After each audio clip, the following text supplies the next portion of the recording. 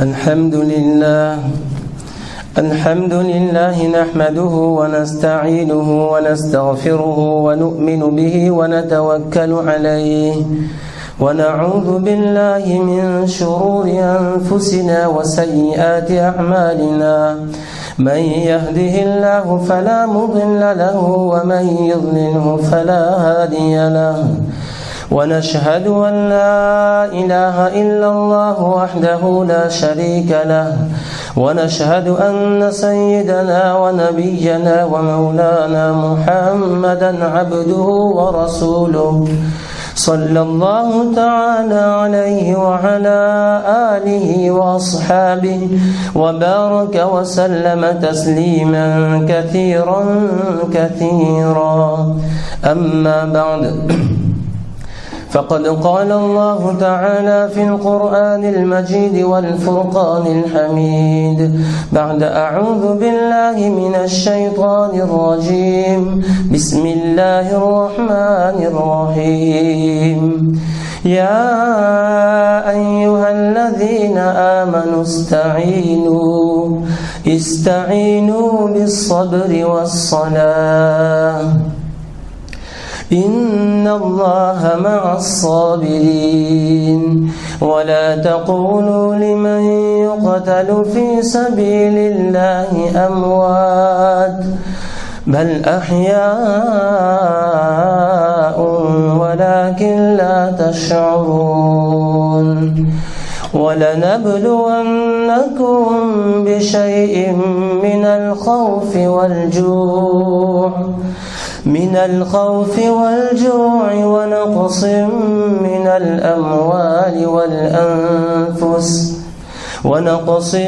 من الأموال والأنفس والثمرات وبشر الصابرين الذين إذا أصابتهم مصيبة قالوا إنا لله وإنا إليه راجعون أولئك عليهم صلوات من ربهم ورحمة وأولئك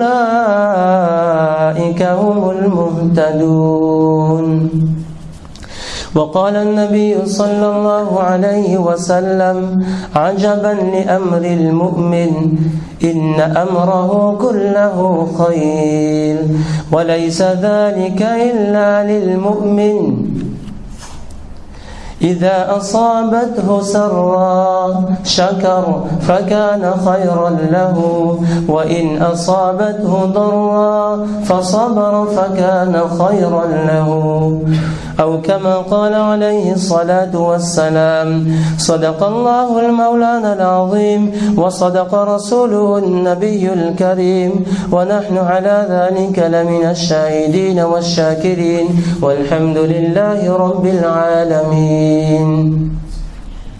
أما بعد chers ulama, chers mères et sœurs, chers frères, assalamu alaikum wa rahmatullahi wa barakatuh.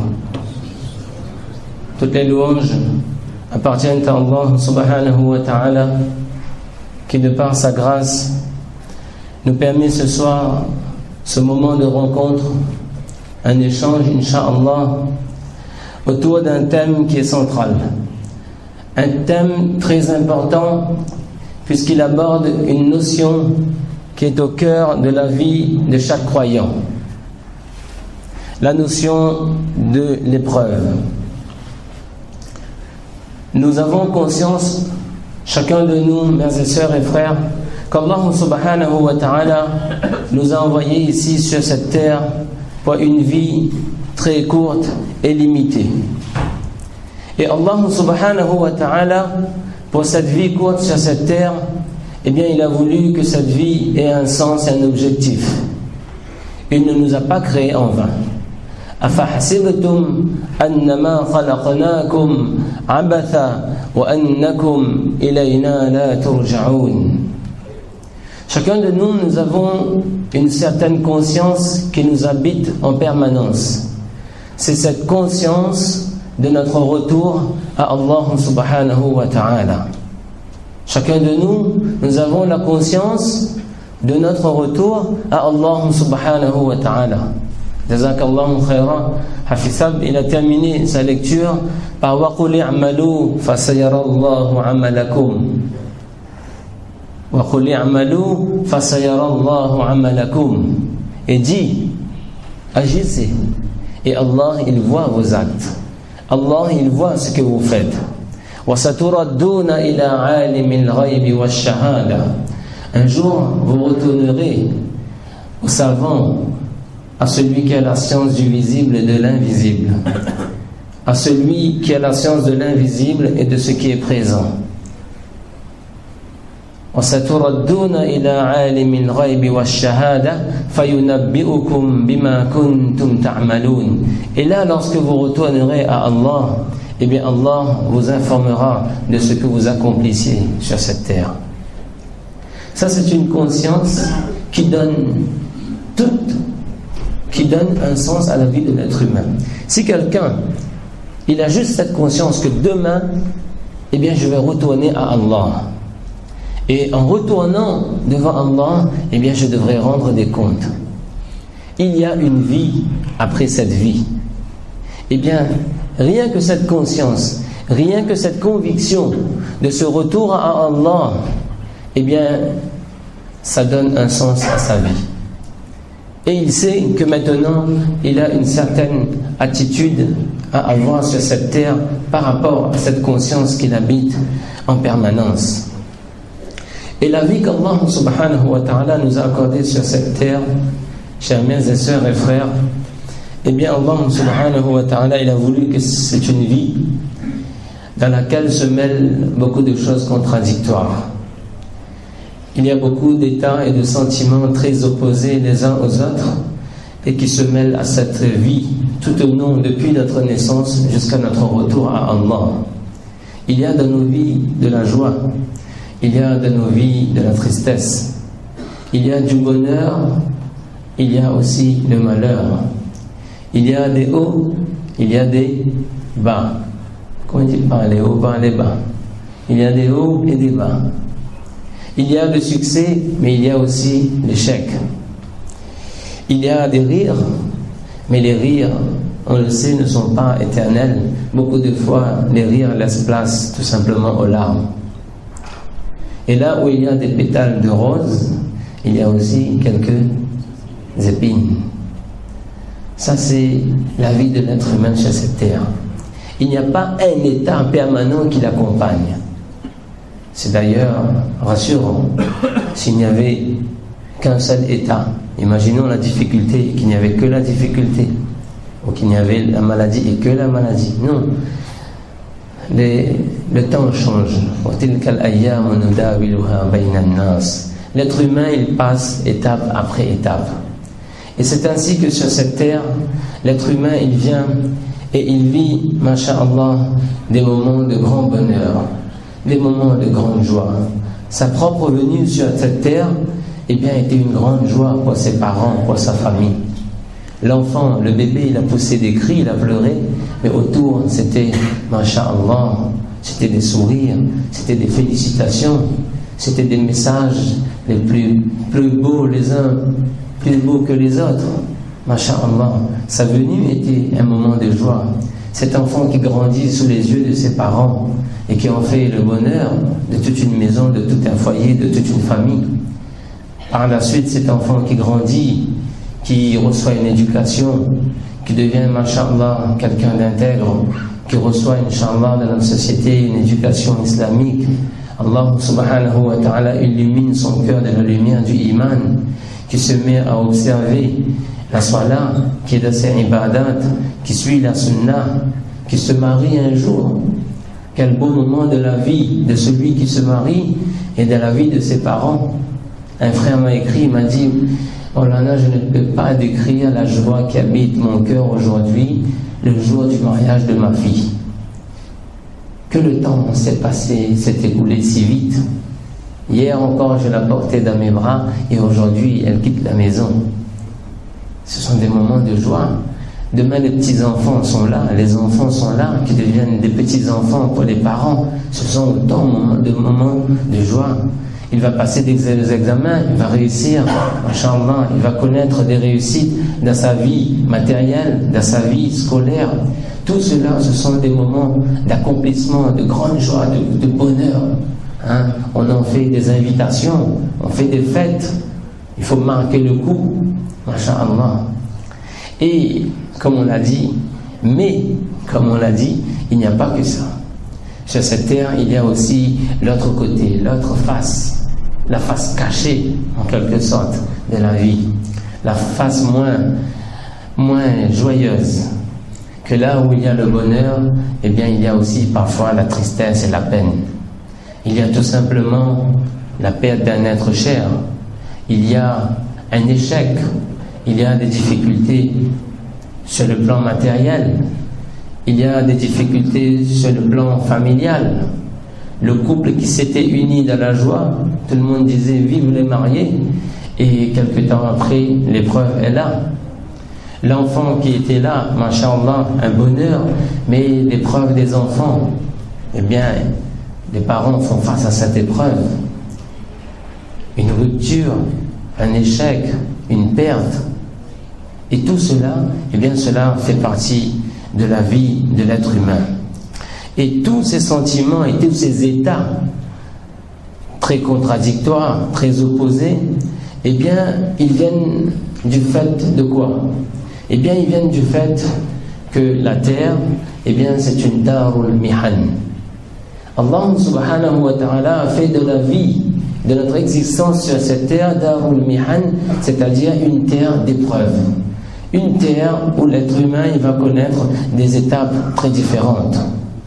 Et Allah subhanahu wa ta'ala, eh bien, il nous le dit déjà. Chacun le sait, et le fait qu'Allah subhanahu wa ta'ala nous l'informe, ça nous rassure, qu'Allah nous fait comprendre que l'épreuve fait partie de ta vie. L'épreuve fait partie de ta vie. Est-ce que tu penses que tu vas continuer ainsi, وَأَنَّكُمْ لَا تُفْتَنُونَ, que vous ne serez pas éprouvés? L'épreuve va venir au cœur de votre vie. Là où il y avait des sourires, eh bien un jour, eh bien les sourires, les visages vont se figer. Il n'y aura plus de sourire. Et un moment difficile va arriver dans la vie de l'être humain. Allah subhanahu wa ta'ala dit dans les versets que nous avons entendus tout à l'heure, وَلَنَبْلُوَنَّكُمْ بِشَيْءٍ مِّنَ الْخَوْفِ وَالْجُوعِ وَنَقْصٍ مِّنَ الْأَمْوَالِ وَالْأَنفُسِ وَالثَّمَرَاتِ.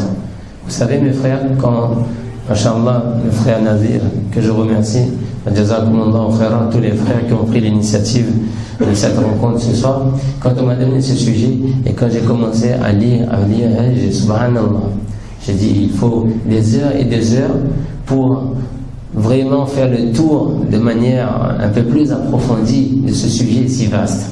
Alors, notre temps étant très court, on va essayer, Inch'Allah, d'aborder les grandes lignes de ce sujet. Et Inch'Allah, la parole vous sera donnée à la fin avant le dua. Si quelqu'un a des questions, si quelqu'un a une remarque, si quelqu'un veut prendre la parole, Inch'Allah.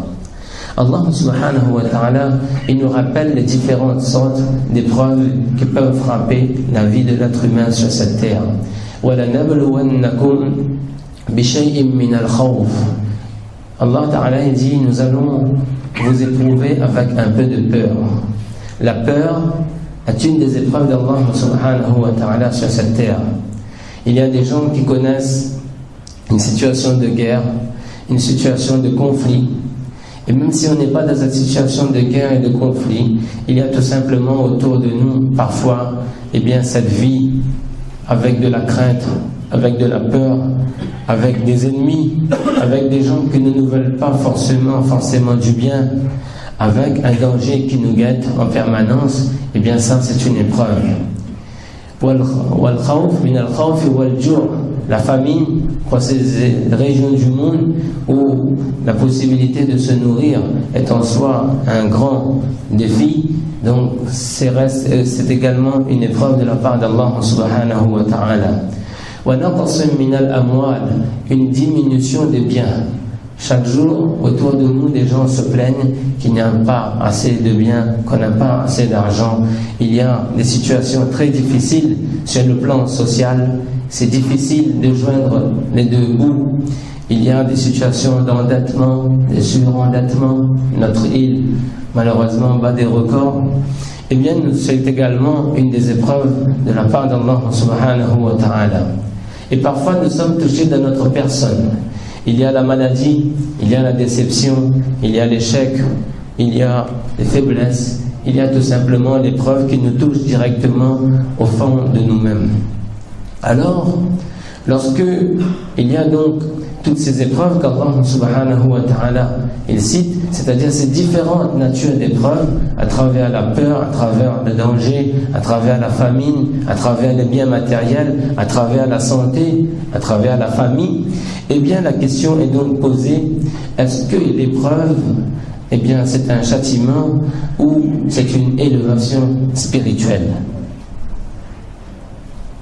Est-ce que c'est finalement une bonne chose ou une mauvaise chose? Et un frère qui me disait, il dit, le sujet, il me donne envie parce que eh bien, je traverse des épreuves et j'ai envie de savoir, est-ce que Allah il est en train de me punir ou c'est finalement quelque chose de bien? Eh bien, effectivement, mes frères, avant de répondre de manière plus directe à cette question, nous allons faire tout simplement un retour à la source. Un retour à la source vers l'être qui a été après, donc de la part d'Allah subhanahu wa ta'ala, l'être le plus aimé par Allah subhanahu wa ta'ala en la personne de Rasulullah sallallahu alayhi wa sallam. Nous devons comprendre que Rasulullah sallallahu alayhi wa sallam, il était non seulement le meilleur des hommes, il était le meilleur des Anbiya alayhi salam. C'est celui qui est tout simplement l'être humain par excellence et celui qui a atteint ce degré de perfection parmi les humains. Alors, sa vie, chacun de nous on la connaît, on ne va pas s'étaler. Rasulullah sallallahu alayhi wa sallam, avant de venir, avant de voir le jour, eh bien avant même qu'il ne soit né, son père est décédé. Lorsqu'il est encore en très bas âge, certains disent 6 ans, eh bien sa maman, qui était donc son seul soutien parmi ses parents, eh bien sa maman décède. Parfois quand on enseigne la sira, et on essaye d'avoir une image, l'image de Rasulullah sallallahu alayhi wa sallam à son époque, en train de revenir avec sa maman, sans son père qui n'a pas connu, avec sa maman et une servante qui les accompagne, en train de revenir de Madina et qui reviennent, ils sont en train de rentrer à Makkah. Un enfant de 6 ans et en chemin, sa maman, eh bien, Allah subhanahu wa ta'ala la rappelle à lui. Parfois, on s'assoit comme ça. Maulana Yusuf Mutala, hafizahullah, il dit parfois, il est bien de s'asseoir et de réfléchir aux épreuves de la vie de Rasulullah sallallahu alayhi wa sallam pour que notre amour pour lui augmente. Et il parlait de ces époques. Rasulullah sallallahu alayhi wa sallam, cette étape de la disparition de sa maman lorsqu'il n'a que 6 ans.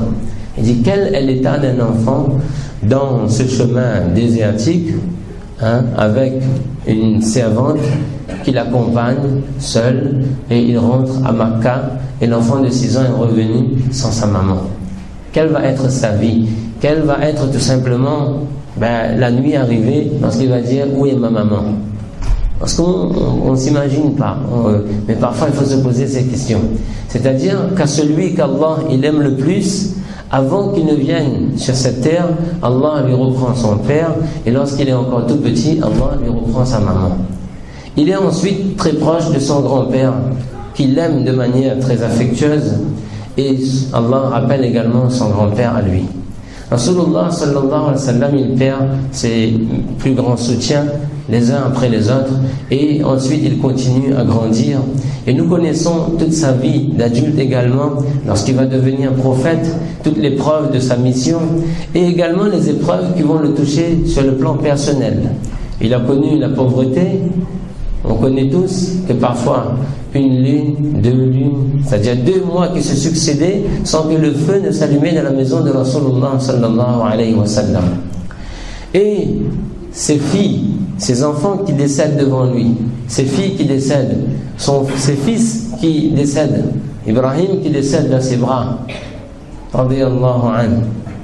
Il connaît également l'épreuve de la maladie physique. Il a même été touché et atteint par la sorcellerie.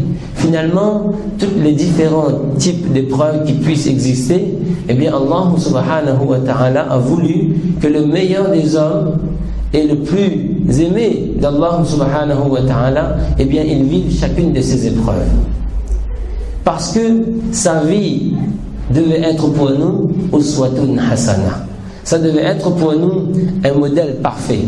Allah subhanahu wa ta'ala savait que notre vie à nous, eh bien, elle allait également être faite d'épreuves et que nous avions besoin d'un modèle en la personne de Rasulullah sallallahu alayhi wa sallam. Alors il a fait vivre à son bien-aimé sallallahu alayhi wa sallam toutes les épreuves.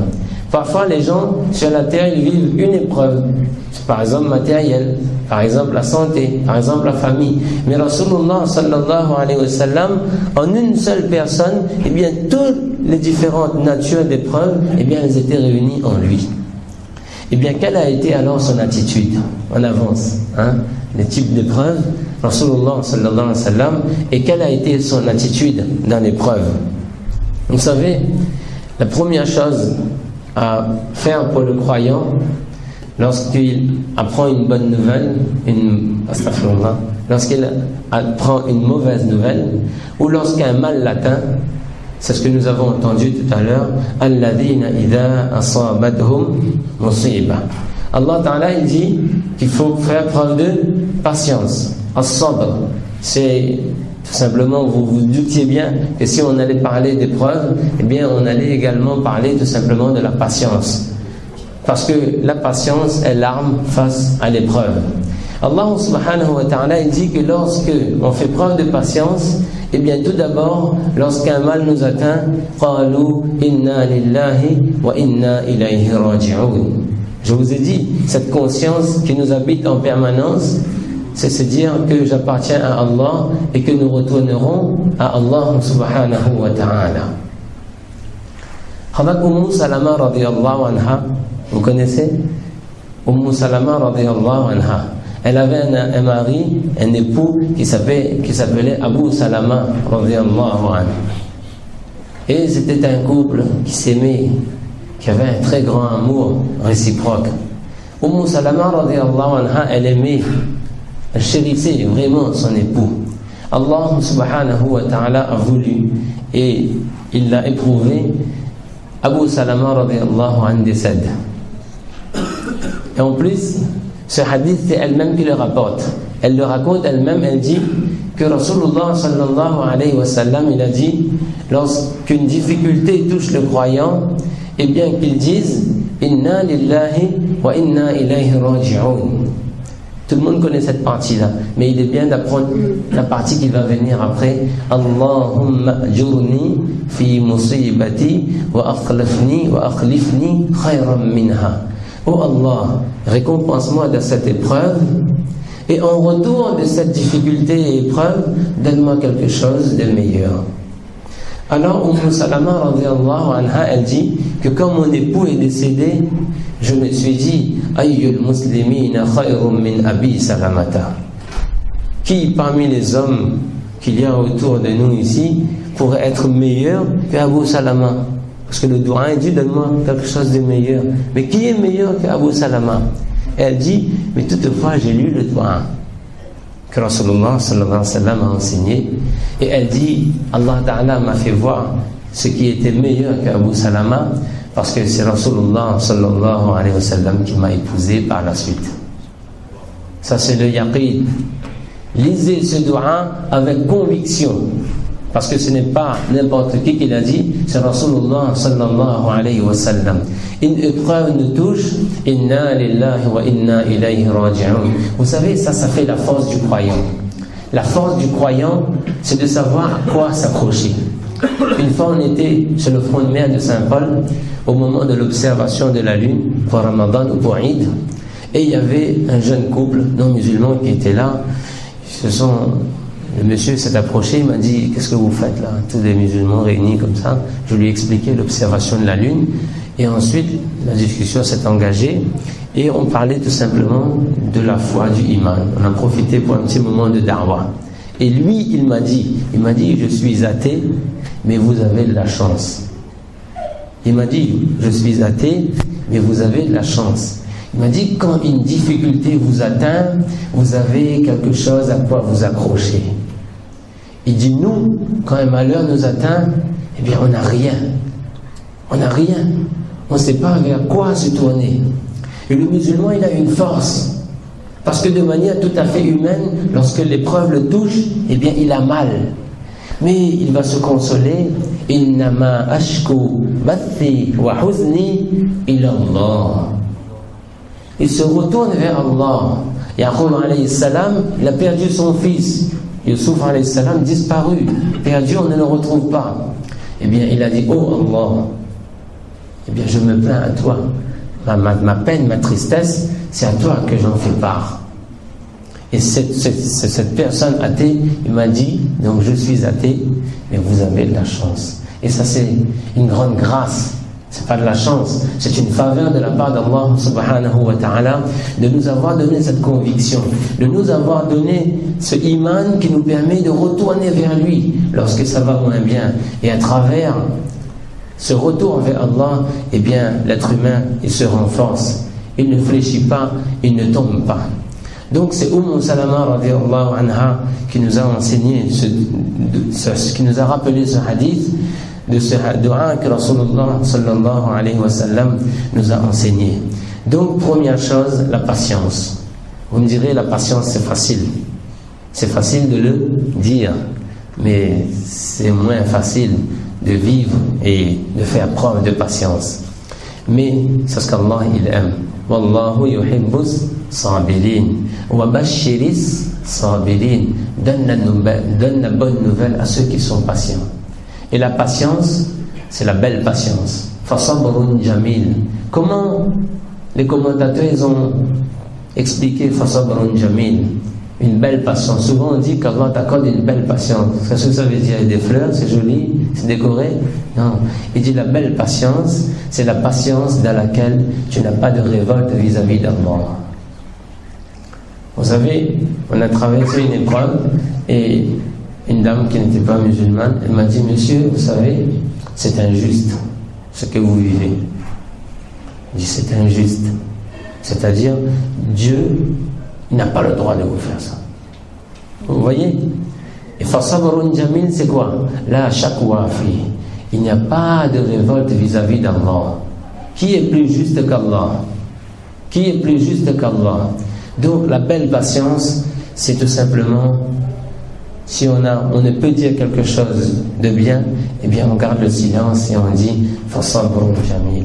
Je ne dis rien. Je fais preuve de patience parce que j'ai une conviction que ma vie est entre les mains d'Allah et que je suis un destin. Allah, il a décidé ça pour moi, alors je fais preuve de patience. Je lis le dua, Inna lillahi wa inna ilayhi raji'un. Et la patience, je la fais quand? À quel moment? Dès le début. Dès le début. Ce n'est pas qu'on a sauté, on a crié sur tous les toits, on s'est agité, on a dit des choses qu'il ne faut pas, et à la fin, quand il n'y a plus rien à faire, on dit, mais qu'est-ce qu'il faut faire? On fait sa barre. C'est le début.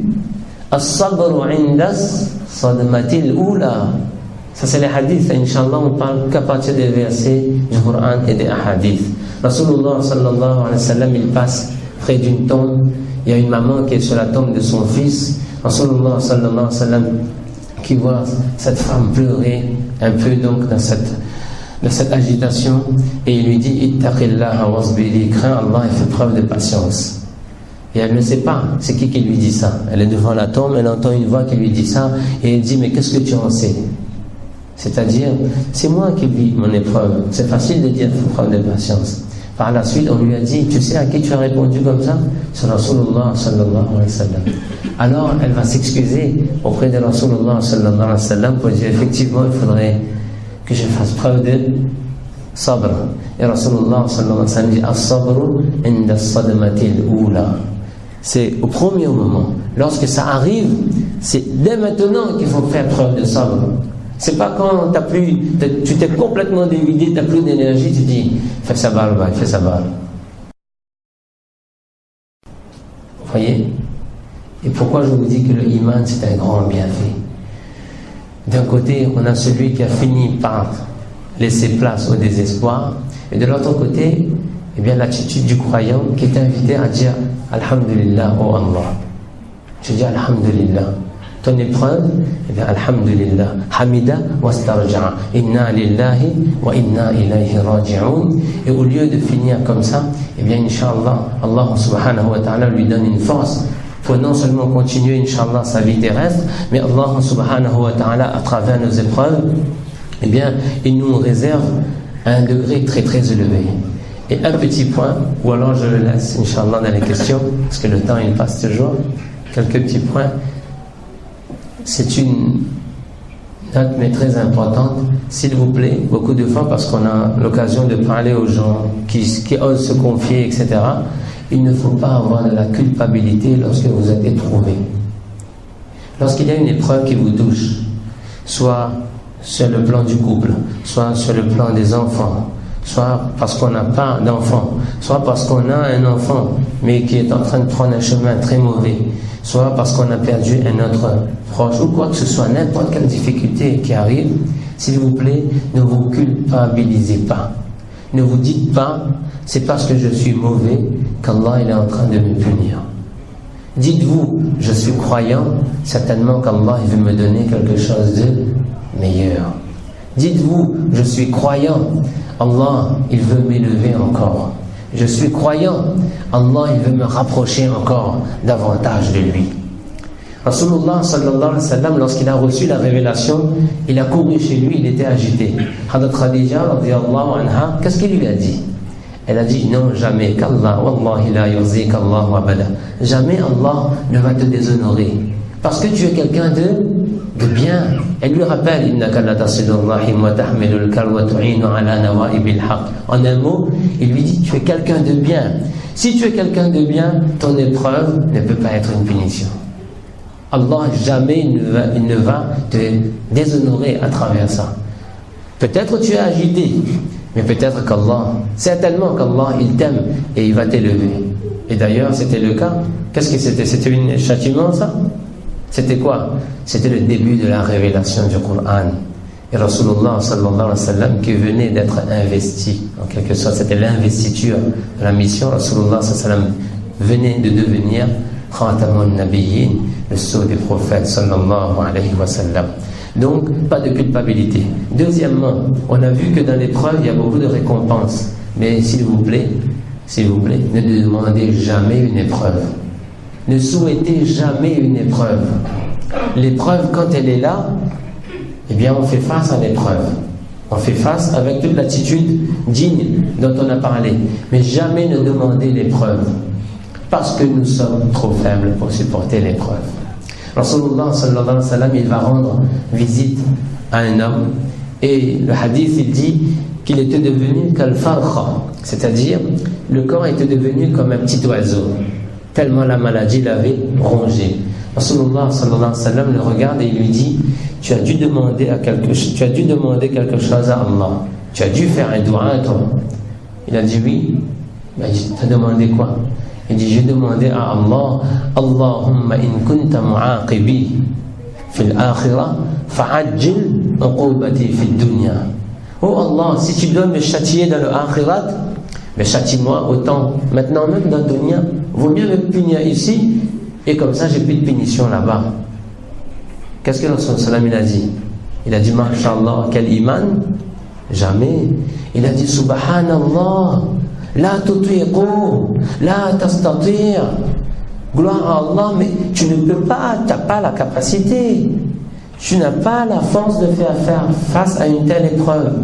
Il a dit pourquoi tu n'as pas dit Rabbana atina fid dunya hasana wa fil akhirati hasana. Et si je le dis, ça m'a fait rire parce qu'une fois j'ai rencontré un frère, il m'a vraiment dit ça.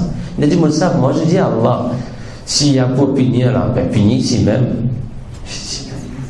15 siècles de ça, Rasulullah sallallahu alayhi wa sallam avait déjà fait face à un cas comme ça. Il a dit jamais Allah Ta'ala, est-ce qu'il est obligé de te punir là-bas? Et est-ce qu'il est obligé de te punir? Non, demande à Allah, dit, oh Allah, si tu dois me punir, ben ne me punis pas. Oh Allah, si j'ai fauté, mais pardonne-moi. Salullah al-afiyah. Demande à Allah le bien-être. Demande-lui le meilleur. Ne lui demande jamais l'épreuve. Après ce hadith, Imam Nawawi, rahimahullah, il a dit que ce hadith, il nous montre karahati tamanni al-maut. L'interdiction, en quelque sorte, de demander la mort, de demander les mauvaises choses. On ne demande pas. On ne demande pas ce qui est au-delà de nos capacités. Quand il y a l'épreuve, ben on fait preuve de patience. Quand on va rendre le visite au frère, on lui dit la ba'sa, tahurun, insha'Allah. Inch'Allah, ce sera un moyen de purifier tes péchés. Mais dis pas, oh Allah, donne un petit peu la maladie, comme ça, lave un peu mon péché. Non, jamais demander des du'as dans ce sens. Qu'Allah subhanahu wa ta'ala nous permette de comprendre ces quelques paroles. Il y a encore temps à dire, mais j'ai dépassé déjà largement le temps. Qu'Allah subhanahu wa ta'ala, il nous permette de revenir à lui, de comprendre que notre vie est finalement une vie d'épreuve et que, Inch'Allah, ce n'est pas pour le croyant un châtiment, ce n'est qu'une élévation spirituelle, une expiation de ses péchés, un moyen de retourner davantage vers Allah subhanahu wa ta'ala et un moyen de devenir meilleur encore, Inch'Allah, dans sa vie ici-bas et dans l'au-delà, Inch'Allah. Alors, il y a quelques petites notes qui sont arrivées.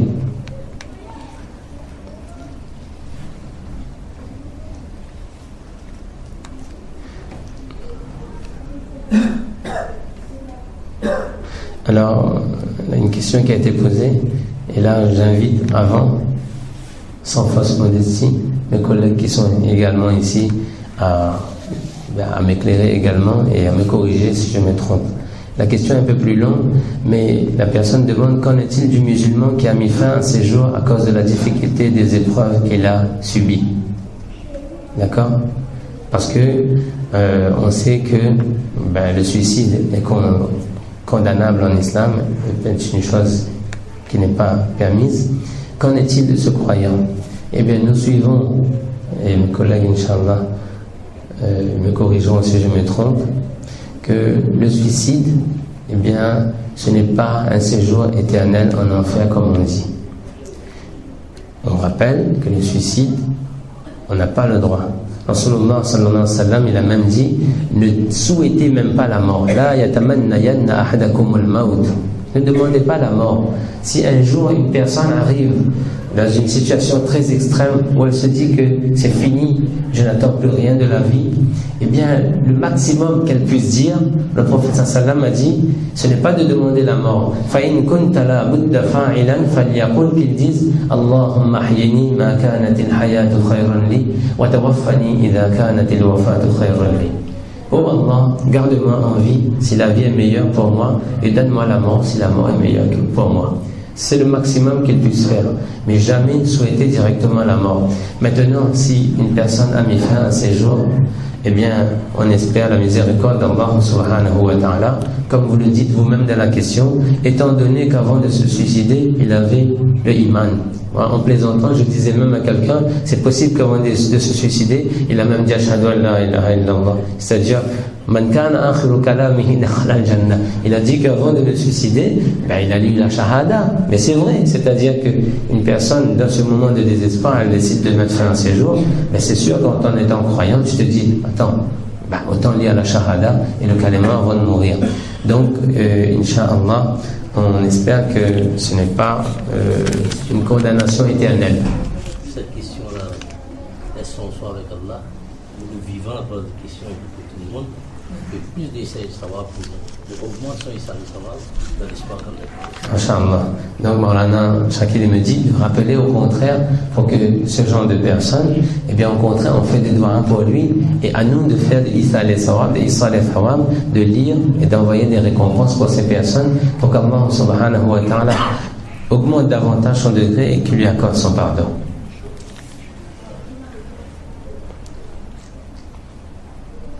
Alors, quelqu'un dit que le Coran il dit Ma asabaka min sayyi'atin fa min nafsik le mal qui t'atteint, il vient de toi-même. N'est-ce pas? Il dit, mais comment différencier l'épreuve qu'Allah nous envoie et le mal qu'on a produit de nos propres mains? C'est-à-dire, une épreuve qui arrive sans qu'on ait rien fait, et l'épreuve qui arrive lorsqu'on sait qu'on a fait quelque chose de mal. Alors je me souviens, il y a un cheikh arabe qui a été questionné. La question c'était exactement ça. Est-ce que l'épreuve c'est un châtiment, c'est-à-dire parce que tu as fait du mal, ou est-ce que c'est une élévation spirituelle, c'est-à-dire tu n'as rien fait, Allah t'élève? Le cheikh il a dit à celui qui a questionné, il dit écoute, si c'est un châtiment, mais que le serviteur de cette épreuve, eh bien il fait preuve de patience et il reste digne, Allah lui accorde son pardon, oui ou non? Alors la personne dit oui.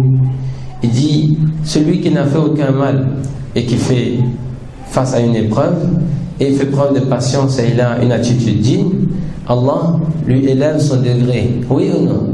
Il dit oui. Il dit ben, c'est la même chose.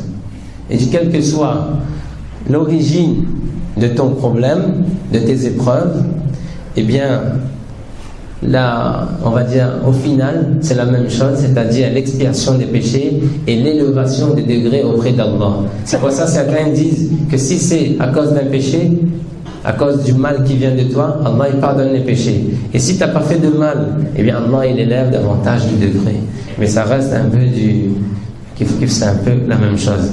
Mais c'est vrai aussi que dans les textes que j'ai pu parcourir aujourd'hui encore, eh bien il dit que le mal lorsqu'il vient, on se le met sur soi-même. On dit que c'est certainement moi, parce que j'ai des difficultés, mais sans culpabilité. Sans culpabilité. Pourquoi? Parce que si une personne ne dit pas que c'est moi, parfois elle peut tomber dans l'autre côté de la chose, c'est-à-dire il va reprocher à Allah. Il dit j'essaie d'être bon, je ne fais rien de mal et tu me punis. Il dit donc on se dit que certainement on a des imperfections et ce sont ces imperfections qui sont la cause de mes épreuves, mais khair, ala barakatillah, je m'en remets à Allah et Inch'Allah j'en sortirai grandi de cette épreuve.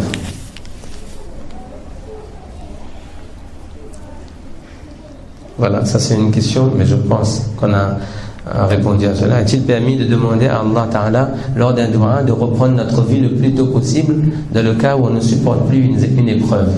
Je vous ai dit, il y a un dua qu'on nous a demandé si vraiment on arrive à la limite, c'est de dire oh Allah, garde-moi en vie si la vie est meilleure pour moi et reprends-moi si la mort est meilleure pour moi. Mais sinon le plus tôt, Inch'Allah, au contraire, demande à Allah, au lieu de reprendre la vie le plus tôt, de reprendre l'épreuve le plus tôt. On lève la difficulté le plus tôt, c'est plus facile, Inch'Allah. Et pour Allah, tout est facile. Toujours aller dans le bon sens, Inch'Allah. Ça, c'est du côté des sœurs, si je ne me trompe pas. Du côté des frères, pas de question. Ou même si quelqu'un veut ajouter, sans façon modestie encore, je sais que je n'ai pas encore avec le temps aussi, mashallah, et avec mes propres imperfections, fait le tour de toute la question. Donc si quelqu'un veut rajouter quelque chose, éclaircir également, ou poser une question, Inch'Allah. Non? Le malheur n'est pas malheur si cela te rapproche d'Allah. Le bonheur n'est pas bonheur si cela t'éloigne d'Allah. Mashallah. Donc on reprend cette phrase, ça peut être le mot de la fin. Mashallah, Shakir. On en a redit. Le malheur n'est pas malheur si cela te rapproche d'Allah. Un malheur n'est pas malheur si cela te rapproche d'Allah. Un bonheur n'est pas bonheur si cela t'éloigne d'Allah. Un bonheur n'est pas bonheur si cela t'éloigne d'Allah. Compris? Un malheur n'est pas un malheur s'il nous rapproche d'Allah, et un bonheur n'est pas bonheur s'il nous éloigne d'Allah. Donc on fait dua que les épreuves qui sont les nôtres, et quelle que soit l'intensité, je vous l'ai dit, et je termine là-dessus encore, soyez conscients que c'est très facile de parler de l'épreuve, mais l'épreuve elle reste très très difficile à vivre. On a connu beaucoup de choses autour, on a perdu nous-mêmes des amis qui sont partis jusqu'au tout simplement désespoir et ont mis fin à leur vie également. Donc on fait dua qu'Allah il nous accorde la afiyah. Demandez à Allah toujours de nous accorder afiyah. Allahumma inna nas'aluka al-afiyata fi ad-din wa ad-dunya wal akhirah. dans le hadith, il y a beaucoup de doigts pour notre santé, pour la santé de notre famille, pour la protection. Donc on se parle de toutes ces choses, Inch'Allah, et on continue à garder espoir avec Allah et de se dire qu'au final, notre vie, elle est courte. Et que si une personne devait, par la volonté d'Allah, eh bien vivre toute une vie de difficultés, eh bien qu'elle garde juste une conscience en se disant que cette vie, de toute façon, un jour, elle va prendre fin. Et que Allah subhanahu wa ta'ala, demain, il me permettra de retourner auprès de lui. Et que peut-être, en retour de ces épreuves, eh bien Allah subhanahu wa ta'ala, il m'a promis un paradis. Ce paradis où après la joie, il n'y a que de la joie. Où après le bonheur, il n'y a que du bonheur. Où après la santé, il n'y a que la santé. Où après la jeunesse, il n'y a que la jeunesse. Inna lakum an tahyu fala tamutu abada. Que c'est une vie, c'est un paradis où après la vie, il n'y a que la vie, il n'y a plus la mort. Ça, cette vie, elle est éternelle. Où il n'y a plus de maladie, où il n'y a plus de vieillesse, où il n'y a plus de difficultés, il n'y a plus de mort. C'est finalement ce qu'on espère, qu'on fait doua qu'Allah subhanahu wa ta'ala, il nous accorde à chacun de nous ce Jannatul Firdaus, le plus grand des degrés auprès de lui. Jazakumullahu khairan wa akhiru da'wana anil hamdulillahi rabbil alamin. Doua.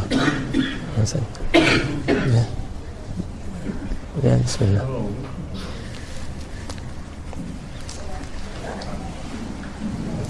اللهم لك الحمد كله ولك الشكر كله ولك الملك كله وإليك يرجع الأمر كله.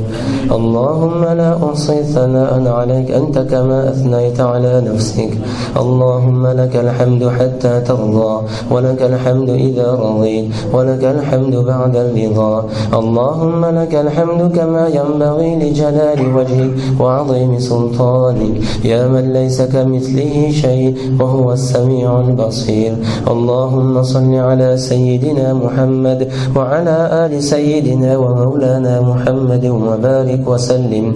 يا رب صل وسلم دائما أبدا على حبيبك خير الخلق كلهم. لا إله إلا أنت سبحانك إنا كنا من الظالمين. ظلمنا أنفسنا وإن لم تغفر لنا وترحمنا لنكونن من الخاسرين. اللهم إنك عفو تحب العفو فاعف عنا. اللهم اغفر لنا وللمؤمنين والمؤمنات والمسلمين والمسلمات الأحياء منهم والأموات إنك سميع قريب مجيب الدعوات. اللهم إنا نسألك العفو والعافية والمعافاة الدائمة في الدين والدنيا والآخرة. اللهم إنا نسألك العافية في الدنيا والآخرة. اللهم إنا نسألك الصحة والعفة والأمانة وحسن الخلق. اللهم إنا نسألك رضاك والجنة ونعوذ بك من سخطك وغضبك والنار. اللهم إنا نسألك الجنة ونعوذ بك من النار.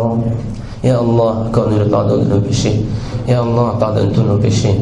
Ya Allah, accepte. Ya Allah, récompense. Ya Allah, cette assemblée. Ya Allah, nous te demandons de déverser sur nous ta rahma. Ya Allah, déverse-nous sur nous ta miséricorde. Ya Allah, déverse-nous sur nous tes barakat et tes bénédictions. Ya Allah, nous te demandons, Ya Allah, en cette nuit, Ya Allah, de samedi, Ya Allah, un moment, Ya Allah, où d'autres gens vaquent à d'autres occupations. Tes pieux serviteurs, Ya Allah, sont venus de ta maison écouter ces paroles, Ya Allah, de ton saint livre, ton bien-aimé Rasulullah sallallahu alayhi wa sallam. Nous te demandons, Ya Allah, de nous accepter, Ya Allah. Nous te demandons de nous récompenser, Ya Allah. Nous te demandons, Ya Allah, al-afiyata fi dunya wal-akhirah, Ya Allah. Accorde-nous le bien-être dans ce monde de l'akhirat, Ya Allah. Ya Allah, nous sommes faibles, Ya Allah. Nous sommes faibles, Ya Allah. Ya Allah, toi tu es le plus fort, Ya Allah. Nous sommes pauvres et tu es le plus riche, Ya Allah. Nous sommes faibles, Ya Allah, et tu es le plus puissant, Ya Allah. Ya Allah, accorde-nous, Ya Allah, ta miséricorde. Déverse sur nous ta rahmat, Ya Allah. Déverse sur nous ta barakat, Ya Allah. Ya Allah, chacun de nous, d'une manière ou d'une autre, nous sommes éprouvés dans notre vie, Ya Allah. D'une manière ou d'une autre, Ya Allah, nous avons des épreuves dans notre vie, Ya Allah. Nous te demandons, Ya Allah, d'enlever ces épreuves de notre chemin, Ya Allah. Nous te demandons, Ya Allah, de nous accorder tout simplement, Ya Allah, l'issue et la solution à nos problèmes, Ya Allah. Oh Allah, accorde-nous la solution à nos problèmes, Ya Allah. À tous ceux qui sont malades, Ya Allah, accorde-leur la guérison, Ya Allah. À tous ceux qui sont malades, accorde-leur la guérison, Ya Allah. Combien de gens qui sont malades ici, Ya Allah. Combien de nos malades qui sont dans les hôpitaux, Ya Allah. Porte assistance, Ya Allah, à tous ces malades, Ya Allah. Accorde-leur la guérison, Ya Allah.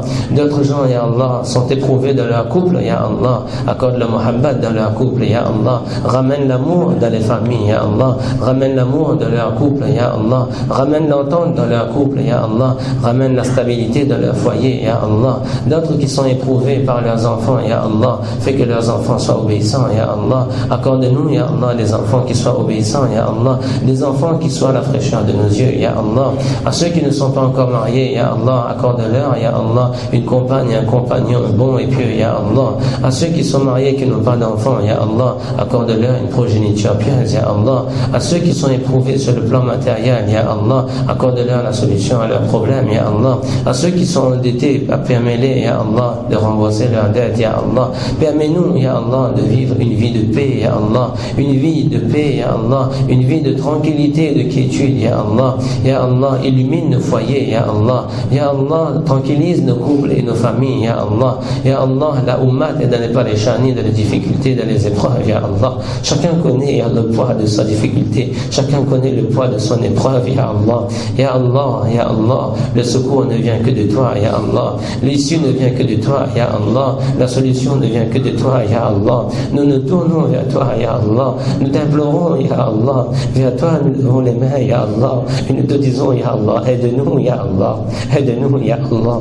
Aide-nous, Ya Allah. À ceux qui sont désespérés de la vie, Ya Allah, redonne-leur l'espoir, Ya Allah. Redonne-leur l'espoir, Ya Allah. Accorde-leur la lumière, Ya Allah. Fais-nous sortir des ténèbres, Ya Allah. Redonne-nous l'espoir, Ya Allah. Redonne-nous la joie de vivre, Ya Allah. Fais-nous connaître, Ya Allah, la joie de ta proximité, Ya Allah. Fais-nous connaître le bonheur, Ya Allah, de notre relation intime avec toi, Ya Allah. De cette proximité avec toi, Ya Allah.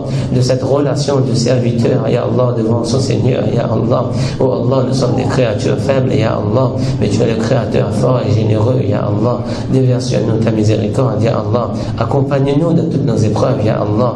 Chacun de nous, tu sais, au plus profond de nos cœurs, ce que nous avons comme besoin, ce que nous avons comme souhait, ce que nous avons comme vœux pieux, Ya Allah. Réalise tous nos vœux, Ya Allah. Accepte tous nos doigts, Ya Allah. Exauce, Ya Allah, Ta'ala, tous nos souhaits. Accepte tous nos doigts, Ya Allah.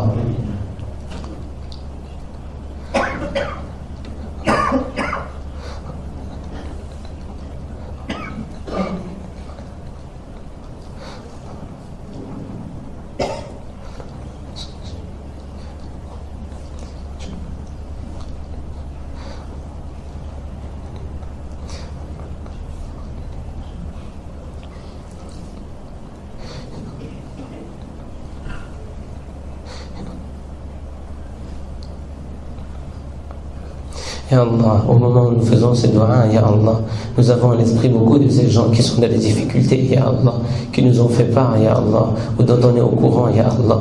Ya Allah, on vient en aide et porte assistance à toutes ces personnes, Ya Allah. Enlève-leur leurs épreuves, Ya Allah. Enlève-les leurs épreuves, Ya Allah. Enlève leurs épreuves, Ya Allah. Délivre-les de leurs tourments, Ya Allah. Rassure-les, Ya Allah. Enlève leurs craintes et leurs peurs, Ya Allah. À tous nos défunts qui nous ont quittés, Ya Allah, illumine leur tombe, Ya Allah. Illumine les tombes de nos parents, Ya Allah. Illumine le tombe de nos proches, Ya Allah. Illumine le tombe de nos enfants, Ya Allah. Ya Allah, accorde-nous une vie, une belle part de ce monde, Ya Allah. Accorde-nous une meilleure part de l'akhirat, Ya Allah. ربنا آتنا في الدنيا حسنة وفي الآخرة حسنة وقنا عذاب النار. اللهم إنا نسألك من خير ما سألك منه نبيك محمد صلى الله عليه وسلم ونعوذ بك من شر ما استعاذ منه نبيك محمد صلى الله عليه عليه وسلم وأنت المستعان وعليك البلاغ ولا حول ولا قوة إلا بالله جزا الله عنا محمدا صلى الله عليه وسلم بما هو أهله سبحان ربك رب العزة عما يصفون وسلام على المرسلين والحمد لله. La patience dès le début. Deuxièmement, pour nous armer, pour faire face à cette épreuve, eh bien le croyant, il fait le ihtisab. Le ihtisab, c'est-à-dire, on va aller un petit peu plus vite, Inch'Allah, le ihtisab, c'est-à-dire tout simplement, chacun de nous de se dire qu'à travers cette épreuve, eh bien Allah Ta'ala, eh bien il me récompense. Ça c'est une des grandes grâces d'Allah, une des grandes faveurs d'Allah qui permet au serviteur, lorsqu'il vit quelque chose, eh bien qu'il a toujours la conscience de se dire ok, c'est un moment difficile, mais Allah il est en train de me récompenser pour ça. Rasulullah sallallahu alayhi wa sallam, il dit ma yazalu al-abdu bil mu'mini wal mu'minati, que une épreuve, une calamité ne cesse de toucher le croyant et la croyante fi nafsihi, dans sa personne, wa waladihi, dans sa famille, dans ses enfants, wa malihi, dans ses biens, hatta yalqa Allah wa ma alayhi khati'a, jusqu'à ce qu'il rencontre Allah et cette personne n'a plus de péché.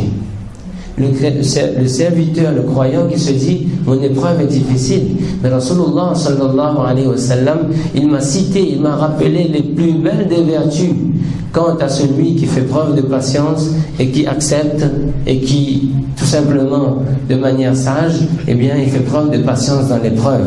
Rasulullah sallallahu alayhi wa sallam, il dit, vous savez, comme je dis, parler c'est facile. Il y a des gens, au moment où je parle, qui vivent des épreuves très très difficiles. Et je sais qu'en entendant ces paroles, il dit oh là là, tout ça on connaît, mais tu n'es pas à ma place. C'est vrai, c'est difficile. C'est très très difficile. Une épreuve, quelques jours de ça, une épreuve qui touche une famille, on fait doua, Inch'Allah, Allah Ta'ala il va résoudre cette difficulté. Ce père de famille me dit oh là là, 3 jours se sont écoulés et je n'ai pas fermé l'œil de la nuit. 3 nuits consécutives, je n'ai pas fermé l'œil de la nuit. C'est pour dire que c'est facile de parler. Mais vous savez, même quand on est très fatigué, même quand ce n'est pas l'endroit pour dormir, on finit par s'endormir. Mais là, on a tout le confort qu'il faut. Le silence, le confort de notre lit, de notre chambre, de notre maison. Mais on n'arrive pas à fermer l'œil. Parce qu'il y a quelque chose qui nous pèse. Tout le monde s'obscurcit. La personne, même si elle arrive à fermer les yeux, dès que les yeux s'ouvrent à nouveau, eh bien tout de suite, le monde tout noir devant lui. Des idées noires qui passent dans la tête. Parfois, des choses qui le font même douter de sa foi. En tant que croyant, même pratiquant, il se dit, mais c'est quoi? J'aime Allah. Je suis un croyant, j'accomplis la salat, je lis mon Coran, je fais de mon mieux. Et pourquoi cette épreuve? Et il se met même à douter de sa foi. Et parfois il pense au pire. Il se dit à quoi bon vivre? Mais c'est pour ça, et c'est pour ça c'est important pour nous, quand c'est comme ça, d'ouvrir les hadiths, d'ouvrir le Coran et de dire quelle est la conception de l'épreuve en islam. Surtout quand on sait qu'on est en train d'agir pour faire de notre mieux pour qu'on soit un bon croyant, un bon fidèle. Et bien à ce moment-là, on se dit que, Inch'Allah, mon épreuve, Allah subhanahu wa ta'ala, à travers cette épreuve, il veut m'élever. Allah subhanahu wa ta'ala, il veut effacer mes péchés. Ma yabrahu al-bala'u bil-'abdi al-mu'min. Que l'épreuve ne cesse de toucher le croyant, hatta yatrukahu. Parfois il y a des personnes qui sont tellement éprouvées. Et si elles savaient qu'à travers ces épreuves, Rasulullah sallallahu alayhi wa sallam dit hatta yatrukahu yamshi ala al-ardi wa ma alayhi khati'a. Ces épreuves ont atteint un tel point que maintenant il est en train de marcher sur la terre et il n'y a plus aucun péché sur le compte de cet homme. L'épreuve elle est difficile, mais de l'autre côté à Allah, eh bien il a effacé tous ses péchés.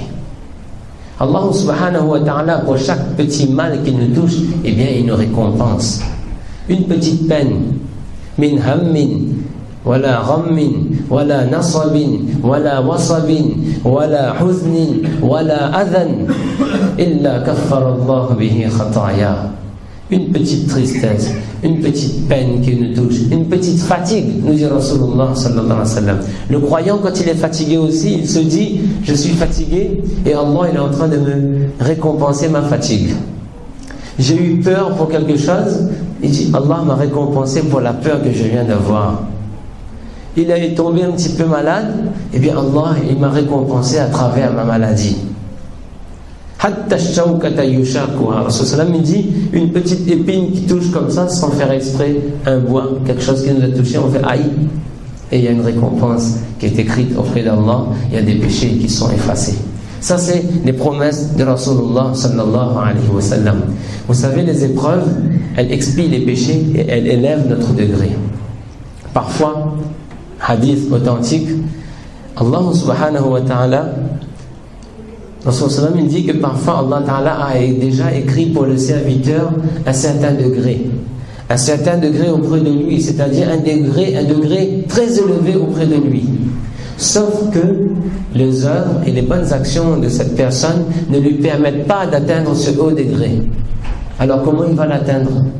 Eh bien Allah subhanahu wa ta'ala il l'éprouve par des choses qu'il n'aime pas, c'est-à-dire les épreuves de la vie, les difficultés, hatta yuballighahu iyyah, jusqu'à ce qu'à travers ces épreuves, puisque ses actions ne lui permettent pas, à travers les épreuves, Allah Ta'ala lui fait atteindre ce degré qu'il a réservé pour lui. Donc à partir de là, une petite parenthèse, c'était quelque chose prévu après, le temps passe vite, une petite parenthèse, ne jugez jamais personne qui vit une épreuve. Attention. Déjà, d'une manière générale, on peut s'arrêter à la première partie de la phrase, ne jugez jamais personne. D'accord? Ne jugez jamais personne. Mais quand on voit des gens qui subissent une épreuve, ne faites pas de ceux qui connaissent tout. On ne connaît pas, lorsqu'une personne est dans une épreuve, eh bien, qu'est-ce qu'Allah subhanahu wa ta'ala veut pour lui à travers cette épreuve? Parfois, on aime bien dire, Allah, il te roi là. Comment il dit ça? Je ne sais pas en créole comment on dit exactement. Il dit, voilà, il l'a cherché, il l'a trouvé. On ne sait pas nous. On ne sait pas quelle est la nature de sa relation avec Allah et on ne sait pas qu'est-ce qu'Allah subhanahu wa ta'ala veut lui accorder à travers son épreuve. Est-ce que vous savez qu'à travers une épreuve, parfois, eh bien, une personne, entre guillemets, bonne, à travers une épreuve, elle s'éloigne d'Allah. Et parfois, une personne, entre guillemets, mauvaise, à travers une épreuve, elle se rapproche d'Allah. Il y a des personnes qui sont retournées à Allah par le biais d'une épreuve. Les ulama, ils ont cité ça parmi les avantages des épreuves. Ils ont dit que l'épreuve permet parfois au serviteur de retourner vers Allah. Ce serviteur qui n'accomplissait même pas sa salat, mais il a eu un coup dur dans la vie. Vous savez, il fait plus 5 salats, maintenant il fait 6 salats. Vous savez? Avant il ne faisait aucune salat. Il a eu un coup dur dans sa vie, maintenant il fait 6 salats. Je dis, mais comment on fait 6? Il n'y en a que 5. Il dit, non, je me lève pour la salat de tahajjud. Parce que c'est dans ces moments-là, eh bien, que je lève les mains et j'implore Allah subhanahu wa ta'ala. À travers l'épreuve, eh bien, Allah ta'ala l'a élevé. C'est pour ça on ne juge jamais personne, parce qu'Allah subhanahu wa ta'ala, même à travers cette épreuve, il permet de nous élever, de nous permettre ce beau retour vers Allah subhanahu wa ta'ala. Ensuite, dans l'épreuve également, l'attitude de Rasulullah sallallahu alayhi wa sallam, chers frères, a été une attitude, eh bien, il nous a montré que l'épreuve permet parfois de ramener une certaine humilité. Parfois, c'est humain, on ressent de la fierté. On a des choses, on a des biens, tout va bien, eh bien, on est montré, on est un peu dans l'ostentation, on a un peu de la fierté, dans l'orgueil. Eh bien, quand on reçoit un coup dur, parfois, eh bien, ça permet de ramener une certaine humilité vis-à-vis d'Allah subhanahu wa ta'ala. Ensuite, à travers ces épreuves, eh bien, les épreuves fortifient parfois le croyant. Celui qui a fait face à des épreuves, eh bien, demain, il est il se trouve plus renforcé et il a maintenant une plus grande force pour affronter le reste de sa vie. Les épreuves, eh bien, elles fortifient le croyant. D'ailleurs, c'est ici que je vais profiter pour rajouter, parce que le temps il passe beaucoup plus vite, ici, mashallah. Parfois, en psychologie, il y a un concept qui s'appelle le concept de la résilience. Qu'est-ce que la résilience? Tout d'abord, eh bien, la résilience, j'apporte ce petit point pour nous rappeler qu'il n'y a pas de fatalité. Lorsqu'une épreuve nous atteint, ce n'est pas l'attitude du croyant que de dire je baisse les bras, c'est fini. On attend que la tempête passe. Non. Non. Alladhi khalaqa al-mawta wal hayata liyabluwakum. Pour vous éprouver. Vous éprouvez quoi? Ayyukum ahsanu amala. Dans ton épreuve, Allah, il veut voir quoi? Il te veut voir agir. Faire quelque chose. Une épreuve, ce n'est pas une fatalité. Il n'y a pas de fatalité en islam. Une maladie t'a touché, eh bien bouge-toi, fais quelque chose. Ne te laisse pas aller. Prends tout ce qui est donc dans ta possibilité, étudie tout ce qu'il faut par rapport à ta situation, donne-toi toutes les chances de te sortir de cette galère, de cette difficulté, de cette épreuve. La résilience, le premier pas de la résilience, c'est de refuser de se sentir condamné. C'est un terme, c'est en psychologie, ça, on ne va pas rentrer dedans. Mais le premier pas dans la résilience, c'est de refuser de se sentir condamné. Et ça, c'est exactement l'attitude que doit avoir le croyant. Je fais preuve de patience, parce que l'épreuve est arrivée. Maintenant, est-ce que ça veut dire que je reste les bras croisés? Non. Maintenant, je vais voir qu'est-ce que je peux faire. Je vais faire des doigts avec Allah et je vais agir à mon niveau. Je vais prendre les mesures qu'il faut pour sortir de cette difficulté. Rasulullah sallallahu alayhi wa sallam, eh bien, a un homme qui est venu lui demander. Il est venu mendier.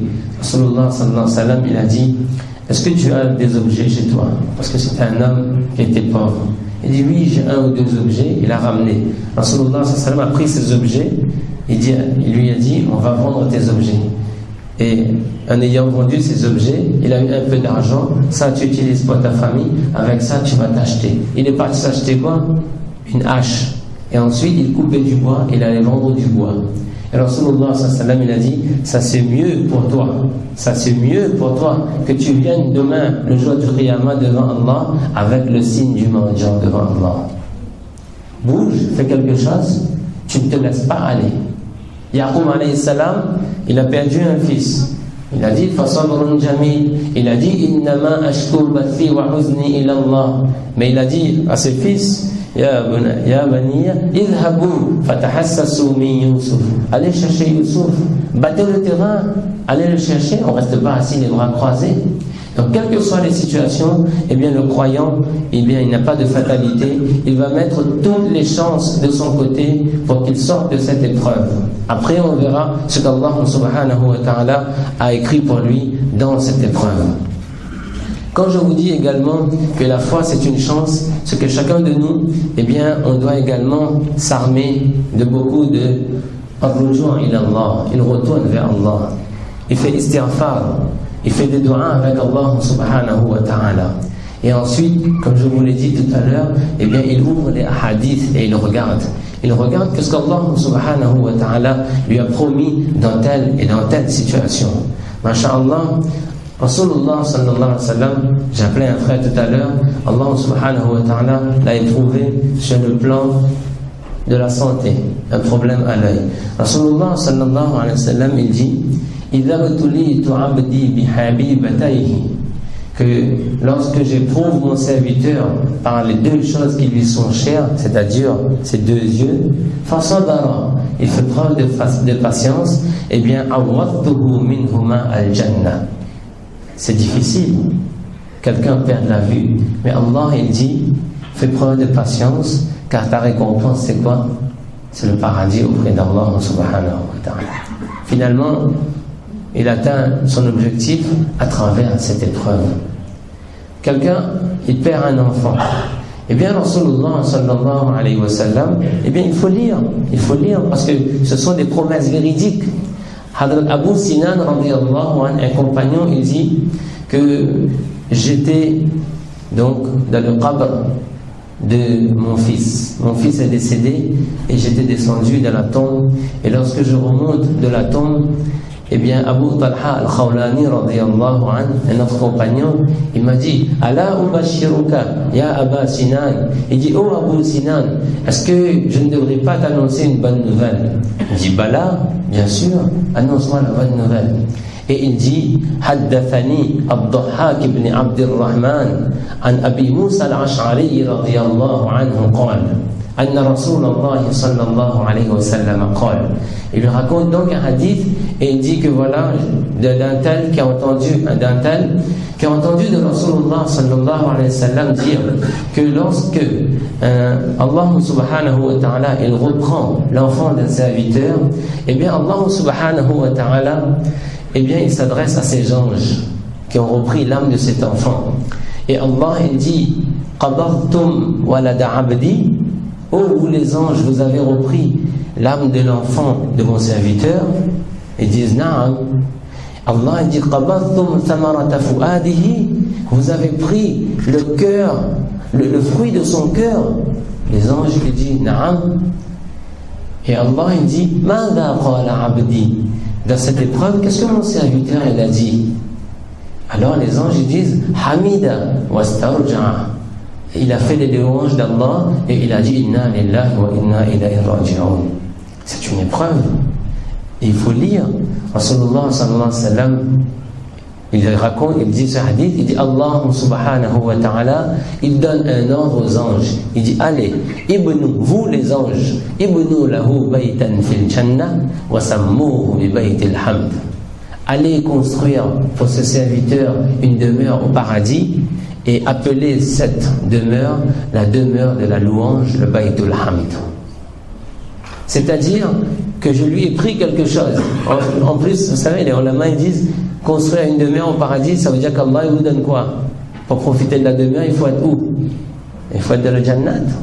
C'est-à-dire, c'est la bonne nouvelle du paradis qu'Allah il est en train de nous donner. C'est pourquoi il faut aller chercher, il faut avoir ce sens de l'ihtisab, de se dire que dans l'épreuve, eh bien qu'est-ce qu'Allah il me réserve. Rasulullah sallallahu alayhi wa sallam, il va rendre visite à un malade et il lui dit Abashir, reçois la bonne nouvelle. Reçois la bonne nouvelle. Quoi?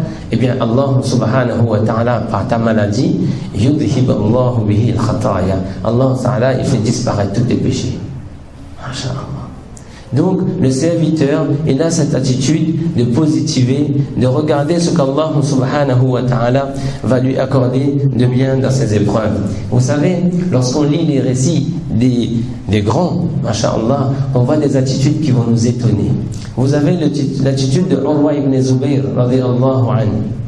Allah subhanahu wa ta'ala a voulu que, eh bien, il soit amputé d'une jambe. Et après qu'il a été amputé, l'histoire elle est plus longue, il reçoit juste après la nouvelle qu'un de ses fils qui était parti ailleurs, eh bien il a fait une chute de cheval, il est décédé. Et quelle était son attitude? Je parlais de positiver. Allah subhanahu wa ta'ala par le iman, quand on travaille ce yaqin, il nous permet de voir, pas seulement de faire semblant, mais de positiver et de voir le bon côté de la chose. Urwa ibn Zubayr radiyallahu anhu dit je te remercie oh Allah, tu m'avais donné 4 membres, 2 pieds et 2 mains, tu m'en as pris un mais tu m'en as laissé 3. Je te remercie oh Allah, tu m'as donné 8 enfants, tu m'en as repris un mais tu m'en as laissé 7. Et il remercie Allah subhanahu wa ta'ala. Vous voyez cette manière de retourner la chose. C'est pour ça il est dit que une femme est venue voir Rasulullah sallallahu alayhi wa sallam et elle dit à Rasulullah sallallahu alayhi wa sallam voilà, il m'arrive de faire des crises d'épilepsie. Et à ce moment-là, donc je tombe, je perds conscience et elle dit oh messager d'Allah sallallahu alayhi wa sallam, hadith très connu, fais dua pour moi. Rasulullah sallallahu alayhi wa sallam il dit in shi'ti da'awtullah fashafaki.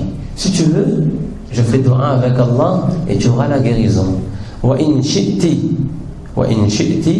fasbiri wa la hisab alayki. Et si tu veux, tu fais preuve de patience Et Allah subhanahu wa ta'ala, demain, lorsque tu retourneras à lui, il ne te demandera aucun compte. Qu'est-ce qu'elle dit? Elle dit Bal asbir wala hisab alayh. Il dit j'ai fait preuve de patience et en échange je n'aurai pas aucun compte à rendre auprès d'Allah subhanahu wa ta'ala. Après elle dit juste une faveur au messager d'Allah. Je vais faire preuve de patience, mais demande à Allah, parce que quand je tombe pendant ma crise, il arrive que mes vêtements laissent mon corps se découvrir. Fais dua avec Allah que quand je tombe dans ma crise, eh bien que mon corps ne se découvre pas. Dans ce sens, je ferai ce dua-là. Vous voyez cette manière de se dire que l'épreuve, je l'accepte et j'attends la meilleure des récompenses auprès d'Allah subhanahu wa ta'ala. C'est donc ces quelques attitudes, mes frères, parmi tant d'autres. Peut-être je ne pourrai pas terminer à travers, Inch'Allah, vos questions, si on peut revenir dessus. Mais quelques attitudes que nous devons avoir, je termine rapidement, Inch'Allah, c'est de dire qu'il faut faire preuve de sabr, qu'il faut garder le regard sur les récompenses qu'Allah subhanahu wa ta'ala nous promet, qu'il faut qu'on positive, qu'on voit l'épreuve mais dans le bon sens, Inch'Allah, qu'on garde une bonne opinion d'Allah, que jamais on ne garde une mauvaise opinion. On garde la bonne opinion, c'est quoi? C'est de se dire que c'est une épreuve, mais Inch'Allah ça va passer. فَإِنَّ مَعَ الْعُسْرِ يُسْرًا. Avec la difficulté, eh bien il y a la facilité. Allah, il va m'enlever cette épreuve. Aujourd'hui je pleure, mais Inch'Allah demain vous allez me voir sourire. C'est ce husn al-dhann billah qu'il faut garder la bonne opinion d'Allah. Et à l'opposé, de ne jamais tomber dans le désespoir. Et c'est là qu'on peut d'une certaine manière répondre à la question, est-ce que c'est un châtiment ou une élévation spirituelle?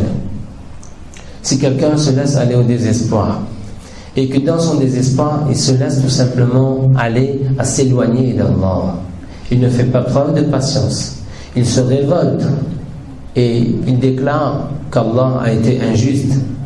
Dans son épreuve, au lieu de chercher ce qui est licite pour solutionner son problème, il finit par succomber et se laisser tenter par le haram. Il a des difficultés financières, il finit par se dire, et si j'allais jouer au loto? Peut-être un petit monnaie là pour un coup. Ou si je me laissais aller dans une transaction illicite, avec de l'usure, etc. Juste là, parce que là c'est un peu serré, comme on dit. S'il se laisse aller dans l'alcool, s'il se laisse aller dans la drogue, s'il se laisse aller tout simplement à voler quelque chose, parce que c'est difficile, s'il prend le chemin de ce qui est haram, s'il prend le chemin de la révolte, de l'impatience, à ce moment-là, eh bien qu'Allah nous préserve, cette épreuve n'est plus une bénédiction, n'est plus une élévation, mais cette personne est en train, comme le cheikh il dit, وَلَا تَجْمَعْ عَلَى نَفْسِكَ مُصِيبَةَ الدُّنْيَا وَمُصِيبَةَ الْآخِرَةِ. Il dit, tu es en train, en plus de ton épreuve terrestre, tu es en train de rajouter l'épreuve du akhirat, parce que tu es en train de connaître l'échec ici, mais par ton attitude malsaine, eh bien tu es en train de détruire également ton akhirat. Et mes frères, pourquoi je vous dis pas de désespoir? Parce que le shaitan, il est trop content de voir les gens dans le désespoir. Jamais. Le shaitan, il n'y a rien qui lui fasse autant plaisir que de voir le croyant triste. Ne soyez pas triste. Le matin, on se lève tôt, ouvrez les fenêtres, regardez la lumière du jour. Comment ils disent, les pieds sur terre, la tête dans le ciel? Positivez, essayez de regarder, d'enlever ces choses obscures et noires de nos regards, de nos yeux, de notre vision, et essayez de positiver. Quelle que soit l'épreuve qu'on est en train de traverser, de garder espoir qu'Inch'Allah viendra un moment, peut-être pas tout de suite, peut-être pas la semaine prochaine, peut-être pas le mois prochain aussi, peut-être pas l'année prochaine aussi, mais Inch'Allah, Allah subhanahu wa ta'ala, il va m'enlever mon épreuve. Et il continue à se donner en même temps à côté de cela, et bien tout ce qu'il peut pour sortir de cette épreuve. Que se réfugie dans le istighfar, parce qu'à travers le tawbah, le istighfar, Allah subhanahu wa ta'ala, il transforme le ham en faraj, il transforme la difficulté en tout simplement en une issue. Allah Ta'ala lui fait trouver une issue à son problème. Qu'il fasse dua, qu'il fasse le dhikr et qu'il travaille son cœur. Qu'il travaille son cœur afin qu'il arrive à se satisfaire même de l'épreuve. Vous savez, il y a différentes attitudes face à l'épreuve. Il y a l'attitude de celui qui n'accepte pas du tout l'épreuve.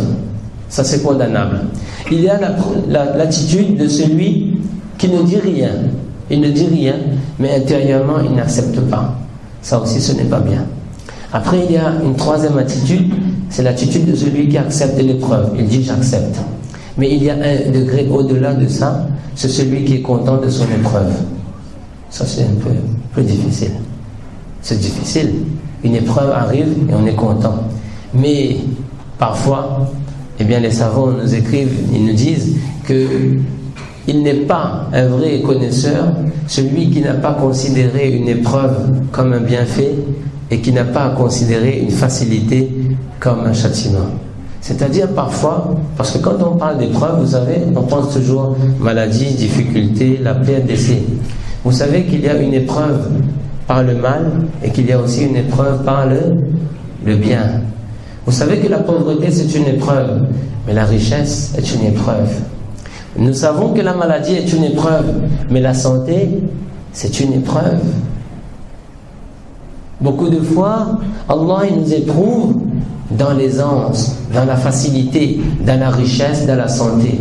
Et les ulama ils disent que parfois c'est plus facile de connaître l'épreuve dans la difficulté parce qu'il n'y a pas grand chose à faire. Fais ça va, ouais. Tandis que celui qui est dans la santé, celui qui est dans l'aisance, celui qui est dans la richesse, il y a tellement d'éléments avec lui, on ne sait pas s'il va les utiliser comme il le faut et est-ce qu'Allah subhanahu wa ta'ala va lui faire réussir à travers ses bienfaits ou non.